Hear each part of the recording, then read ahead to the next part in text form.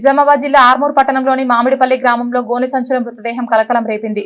గుర్తు తెలియని దుండగులు హత్య చేసి మృతదేహాన్ని నిజాం సాగర్ కెనాల్లో పారేశారు. మోర్తాడు పోలీస్ స్టేషన్లో 4 రోజుల క్రితం పోతు నరేందర్ మిస్సింగ్ కేసు నమోదైంది. ఈ విషయమై కేసు నమోదు చేసిన పోలీసులు దర్యాప్తు గోనె సంచుల మృతదేహం లభ్యమైంది. పోలీసుల దర్యాప్తు జరిపి ఆనవాళ్లను బట్టి పోతు నరేందర్ గా గుర్తించారు. కేసు నమోదు చేసుకుని నిందితుల కోసం గాలిస్తున్నామని ఏసీపీ వెంకటేశ్వర రెడ్డి మీడియాతో చెప్పారు.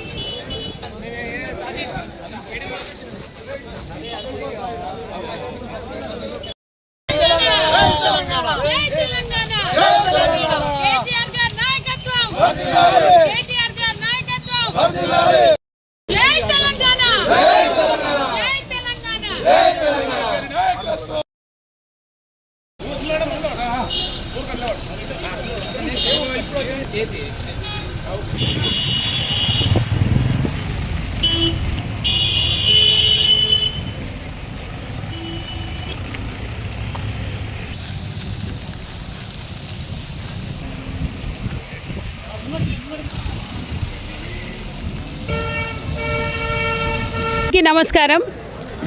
ఆర్మూర్ నియోజకవర్గం నుంచి ఇంత పెద్ద ఎత్తున తరలి వచ్చిన నా బీఆర్ఎస్ అన్నదమ్ములందరికీ ప్రత్యేక ధన్యవాదాలు.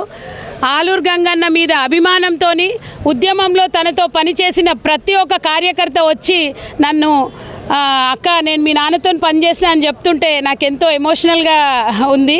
సో మా నాన్నగారి blessings at the same time ఉద్యమకారులందరూ ఎంతో కష్టపడి సాధించిన మన తెలంగాణ రాష్ట్రానికి మళ్ళీ కేసీఆర్ గారు ముఖ్యమంత్రి అవ్వడానికి మేమందరం ఆర్మూర్ నియోజకవర్గ బీఆర్ఎస్ కార్యకర్తలందరము మళ్ళీ కంకణం కట్టుకొని మళ్ళీ ఒక ఉద్యమంలో పనిచేసి నియోజకవర్గంలో ప్రతి మూలలో తిరిగి మళ్ళీ రాష్ట్రాన్ని తెస్తామని మీ అందరికీ సముఖంగా తెలుపుతున్నాను.